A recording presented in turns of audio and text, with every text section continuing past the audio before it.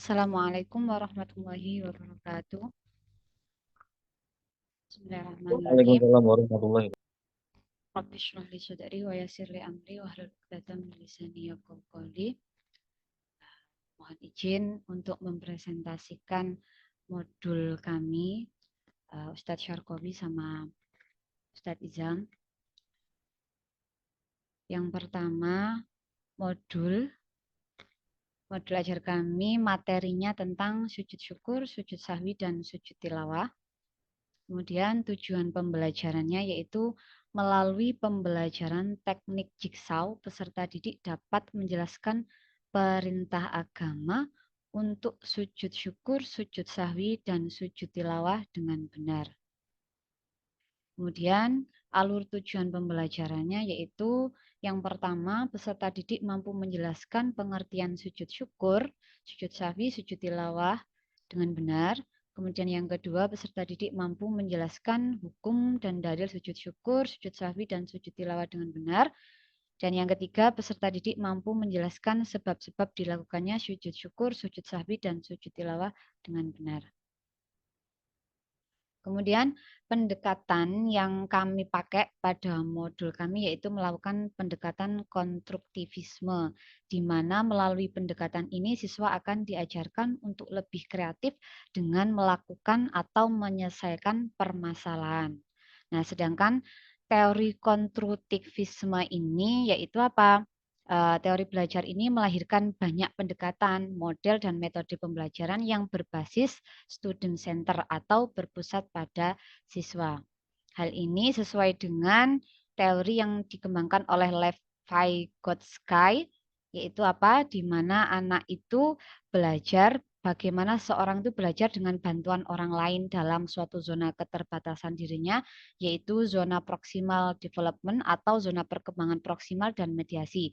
Nah, anak ini di sini dalam teori konstruktivisme ini membutuhkan orang lain untuk memahami sesuatu dan memecahkan masalah yang dihadapinya. Yang kami pakai yaitu model pembelajaran problem based learning atau PBL. Ini adalah sintak-sintaknya. Yang pertama, orientasi peserta didik pada masalah. Kemudian yang kedua, mengorganisasikan peserta didik untuk belajar. Yang ketiga, membimbing penyelidikan individu maupun kelompok, mengembangkan dan menyajikan hasil karya, kemudian menganalisis dan mengevaluasi proses pemecahan masalah. Nah, ini adalah aktivitas gurunya. Yang pertama, memperkenalkan topik materi. Nah, materi bisa di-scan di barcode ini, kemudian memberikan LKPD dengan permasalahan. Nah, nanti LKPD yang diberikan adalah sebuah permasalahan. Karena ini tekniknya jigsaw, jadi permasalahannya tiap kelompok itu beda. Yang kedua, menginformasikan peran masing-masing kelompok dalam pembelajaran. Artinya apa? Dalam kelompok pembelajaran ini dibagi tugasnya mana siapa sebagai tim ahli, kemudian si B bagian materi yang mencari ini, yang si C mencari bagian ini. Jadi semua bekerja sesuai dengan bagian-bagiannya. Kemudian memberikan panduan referensi dari berbagai sumber dan arahan penyelidikan, artinya siswa diperbolehkan untuk mencari referensi baik di internet atau buku siswa atau materi yang diberikan oleh guru. Kemudian memantau dan membantu siswa merancang presentasi, dicek, membimbing presentasi. Kemudian ini LKPD-nya. Jadi ada kurang lebih dalam satu kelas itu dibagi menjadi 6 atau 3 kelompok. Jadi tiap kelompok itu materinya berbeda-beda. Jadi ini paduan antara teknik jigsaw sama problem based learning. Artinya jika problem based learning itu sebenarnya satu masalah dicari solusinya, dicari intinya menyelesaikan masalah oleh semua kelompok, tapi kalau teknik jigsaw ini saya berikan LKPD, tiap kelompok beda-beda, nanti kemudian ada tim ahli untuk mendiskusikan atau mempresentasikan kepada tim ahli, kemudian tim ahli kembali ke kelompok asalnya untuk menjelaskan ke teman-temannya. Nah, ini adalah aktivitas siswa, mulai mendengarkan pengenalan materi, membagi tugas, mencari referensi, menyajikan karya, dan presentasi. Nah, ini untuk pengumpulan tugasnya bisa di-scan di barcode. Jadi ketika pembelajaran sudah selesai, mengumpulkan tugasnya bisa dikumpulkan melalui barcode seperti ini. Nah, kemudian untuk asesmen, kami ketika asesmen diagnostis, jadi memakai link seperti ini, jadi kami bisa mengetahui gaya belajar siswa, bisa dari mengerjakan asesmen diagnostik ini, kami tahu bahwa siswa itu mempunyai gaya belajar yang berbeda-beda. Ada visual, audiovisual, kinestetik, ataupun visual. Dan pretest atau posttestnya kami membuat soalnya sama. Jadi antara pretest dan posttest kami buat sama. Kemudian untuk asesmen formatif, di pertemuan pertama ini kami menggunakan observasi, penilaian sikap, dan sosial. Kemudian asesmen sumatif kami menggunakan soal menjodohkan.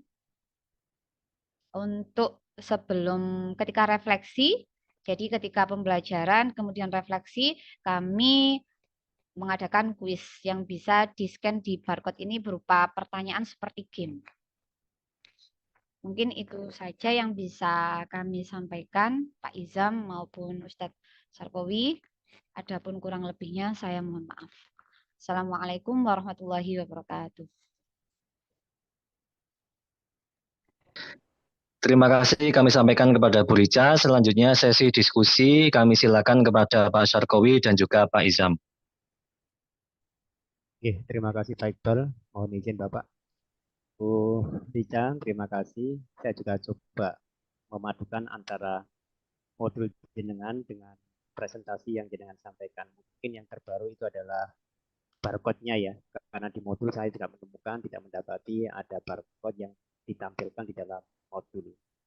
Mungkin Ibu bisa memberikan sedikit gambaran.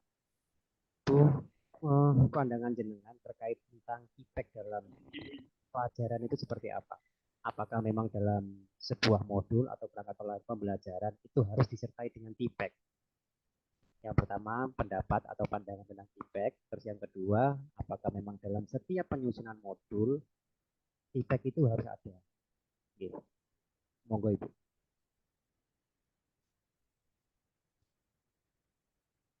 Oke, izin menjawab Pak Izam. Kalau pandangan saya, apakah TIPEK itu harus ada di pada modul? Nggih, ngoten apa? Nggih. Kalau menurut saya di zaman era yang seperti ini kita sudah bisa menguasai banyak di era digital seperti ini, saya kira guru itu harus mengikuti zamannya.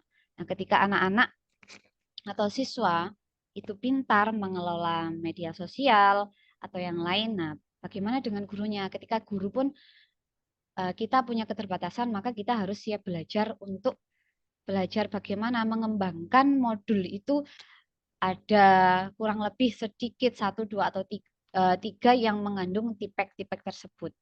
Nah, maaf kalau di modul saya kemarin tidak ada, tidak ada barcode tapi sebuah link, Pak.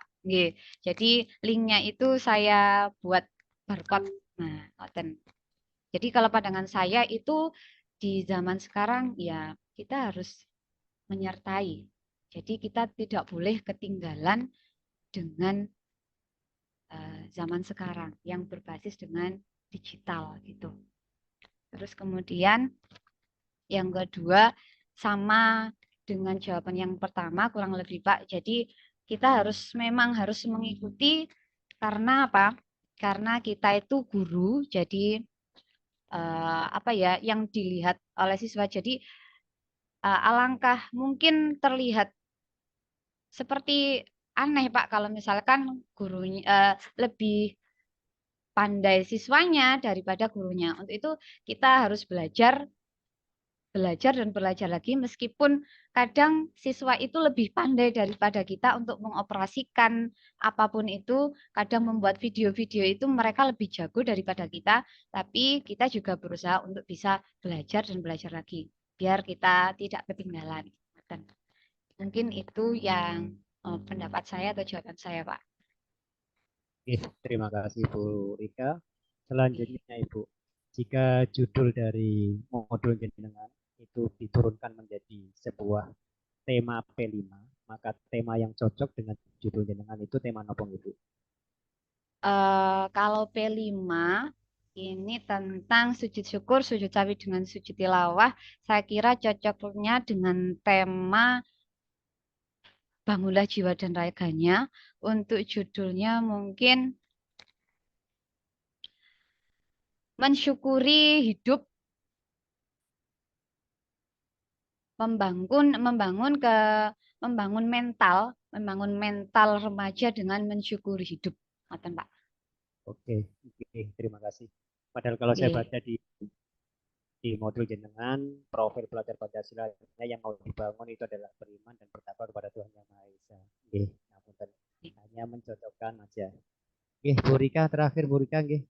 Kalau andai kata itu nanti benar-benar dijadikan sebuah tema, dijadikan sebuah proyek, menjadi sebuah tema P5, barangkali ada langkah-langkah atau sintak yang harus dibutuhkan sebagai bentuk pelaksanaan implementasi dari apa yang jenengan rencanakan.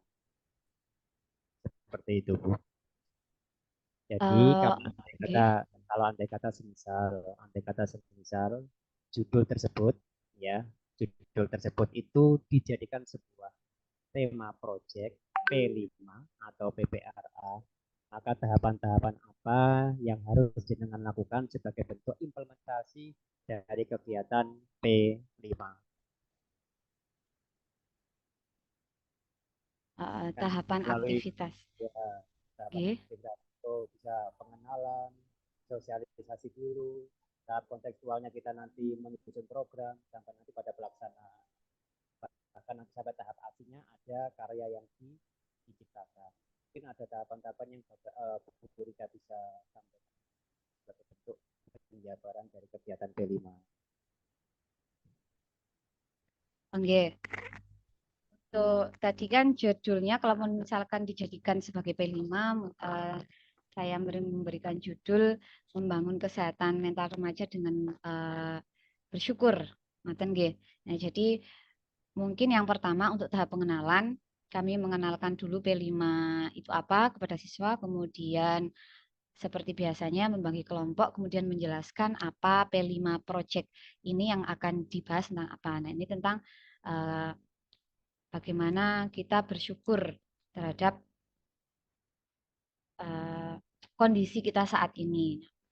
Untuk kemudian ini masa pengenalan. Kemudian yang kedua, aksi, Pak nggih.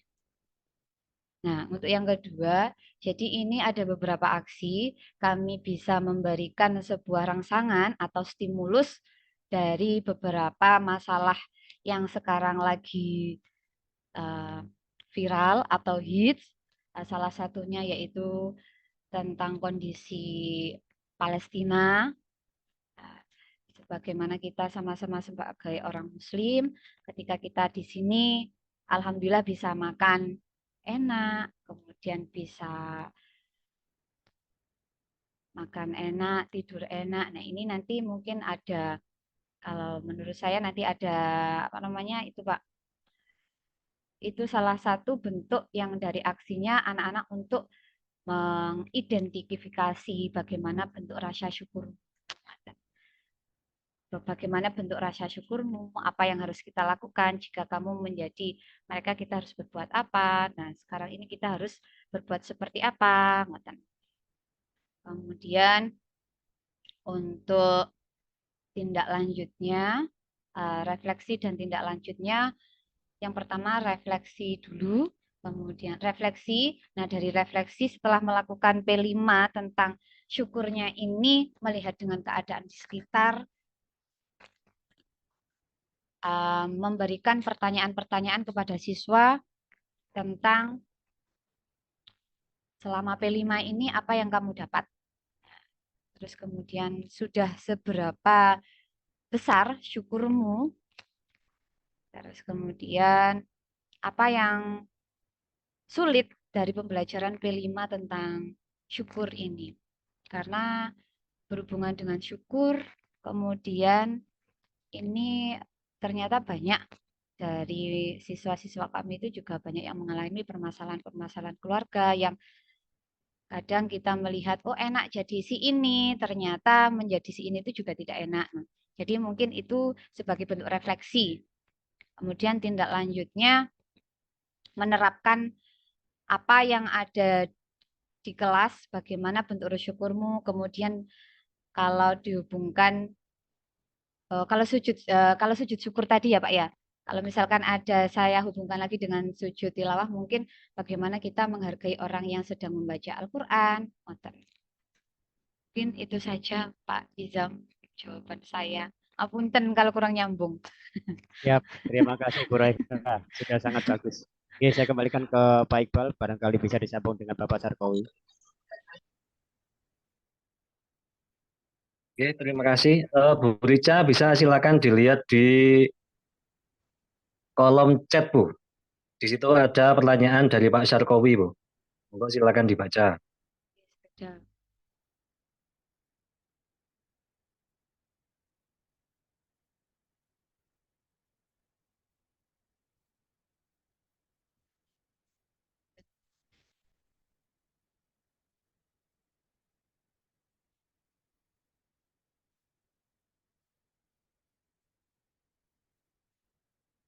Pak, buatan wonten nggih.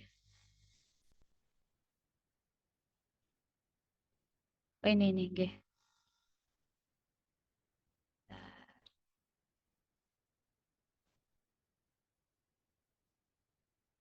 Belum ada ini dari Pak Sarko. Bu Rica, kalau saya bacakan, nggih. Oh, nggih. Siap, apunten. Dalam teori konstruktivisme itu kan anak kan mengkonstruksi pikirannya sendiri, sedangkan Nggih, dalam nggih. dan agama seorang anak yang belum sesuai dengan kemampuannya itu mengkonstruksi pikirannya sendiri kan kadang kala terjadi miskonsepsi. Satu contoh, kita hadirkan sebuah hukum. Pak, bagaimana hukum berpacaran? Secara agama Islam itu memang kan haram. Tapi kalau mereka kita kembalikan dengan pikiran mereka sendiri, maka mereka akan menjawab sesuai dengan kebutuhan. Sehingga terjadi miskonsepsi. Maka bagaimana hal tersebut untuk mengantisipasi agar tidak terjadi yang namanya miskonsepsi. Yang kedua, konstruktivis itu biasanya menggunakan waktu yang panjang karena untuk membangun sebuah konstruktivis pada pikiran seorang anak itu kan dibutuhkan sebuah proses dan proses itu kadang-kala membutuhkan waktu yang tidak hanya sekedar 1 kali 2 kali tapi butuh proses yang sangat panjang. Maka bagaimana ketika kita membutuhkan waktu yang lama ini dan kita menemukan sebuah perbedaan. Cik, jemput. Itu yang mungkin disampaikan beliau di meeting chatnya. Oke, izin menjawab. Kita selesai sama Ustaz Izam. Yang pertama ini ketika siswa mengkonstruksi pengetahuannya sendiri tidak jarang bahwa hasil konstruksi itu nggih. Jadi kalau misalkan itu tadi pertanyaannya misal kadang terjadi miskonsepsi. Nah, ini pentingnya guru juga dalam membimbing, menjelaskan juga secara perlahan. Mungkin banyak Pak, seperti anak-anak itu juga yang tanya, Bu, hukumnya berpacaran itu bagaimana? Nah, itu jelas, memang jelas tidak ada hukumnya, jelas tidak boleh. Nah, tapi kalau saya seperti ini menerangkannya, di dalam Islam tidak dibenarkan untuk berpacaran.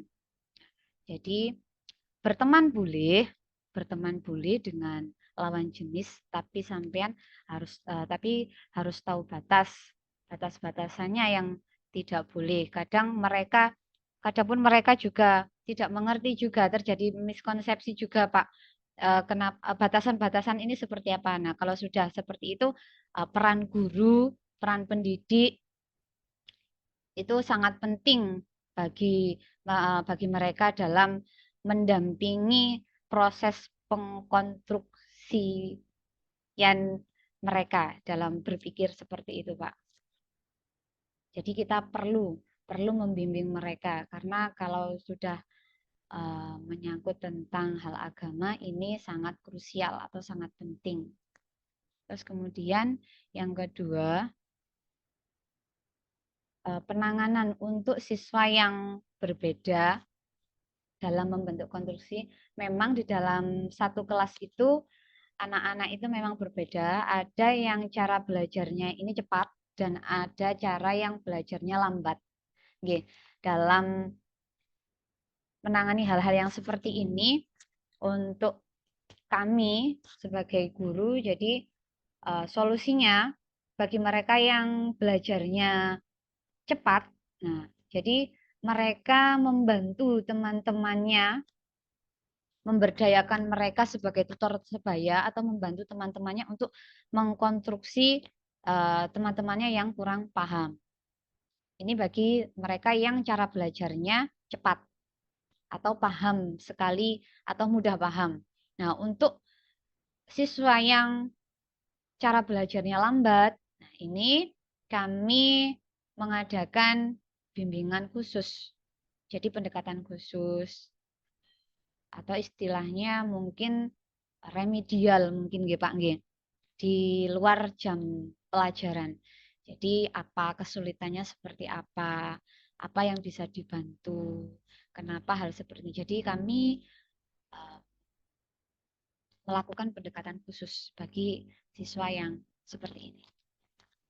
Kurang lebih seperti itu, Pak.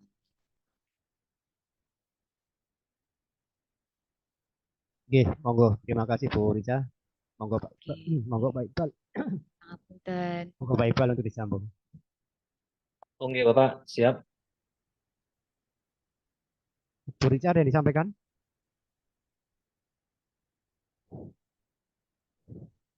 Sudah, Bu Rija? Sudah cukup? Alhamdulillah sampun cekap. Matur nuwun. Oke, terima kasih. Monggo Pak Iqbal.